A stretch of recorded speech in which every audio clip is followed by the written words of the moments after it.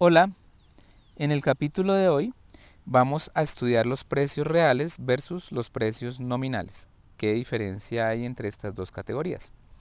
El precio nominal se define como el precio absoluto de un bien, es decir, cuando no se ha ajustado por inflación. Para entender esto de manera un poco más intuitiva, el precio nominal es el que vemos en las vitrinas, en los supermercados, el que tienen los productos en su marquilla. Ese es el precio nominal. El precio real, por su parte, es el precio de un bien en relación con una medida agregada de precios o precio ajustado por inflación. Entonces, para obtener el precio real, ya no lo vamos a ver en las vitrinas, necesitamos hacer un cálculo que vamos a mostrar un poco más adelante. El índice de precios al consumidor mide el nivel de precios agregado, mientras que el índice de precios al productor es una medida del nivel de precios agregado para productos intermedios y bienes mayoristas. Aquí vemos el ejemplo 1.3, el precio de los huevos y el precio de la educación universitaria. Entonces, en esta tabla que se muestran los precios de estos dos, de los huevos y la educación, es decir, de un bien y un servicio, se muestran valores para 1970, 80, 90, 2000 y 2007, como ustedes pueden ver en las columnas. En el primer renglón tenemos el índice de precios al consumidor para los diferentes años. Después vienen los precios nominales tanto de los huevos grandes tipo A como de educación universitaria en estos mismos años. Y después vienen los precios reales en 1970 de los huevos y de la educación universitaria. Lo que vamos a hacer a continuación es mostrar cómo se calculan esos precios reales de 1970. A esto le llamamos el precio real de los huevos en dólares de 1970, como si los calculáramos a los precios que fueron vigentes en ese año. Entonces ustedes ven que la fórmula para calcular el precio real de los huevos en 1980 a precios de 1970 se hace con el índice de precios del consumidor para 1970 sobre el índice de precios al consumidor en 1980, es decir, esta cantidad dividida por esta cantidad y multiplicada por el precio nominal en 1980, es decir, 0,84.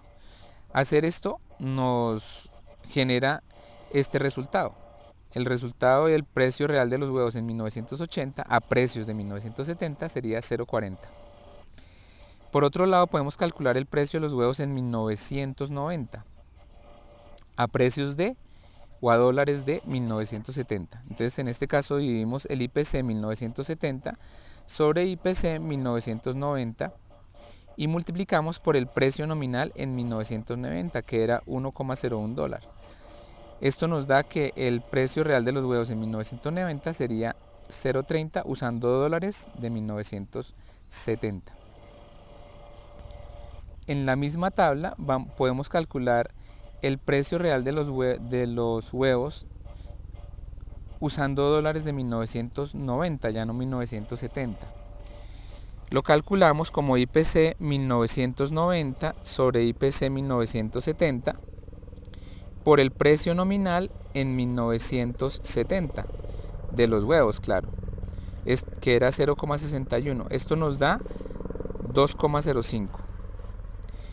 Si queremos calcular el precio real de los huevos en 2007, usando dólares de 1990, es decir, un año entre el 70 y el 2007, dividimos el IPC de 1990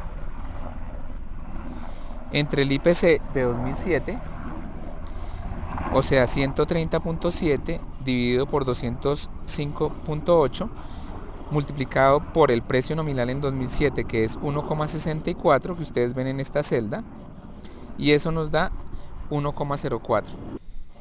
Usando la misma tabla y los valores de precios reales para 1990, podemos calcular el cambio porcentual en el precio real de los huevos entre 1970 y 2007. Esto sería cómo han cambiado los precios entre 1970 y 2007. o la variación porcentual de cualquier variable.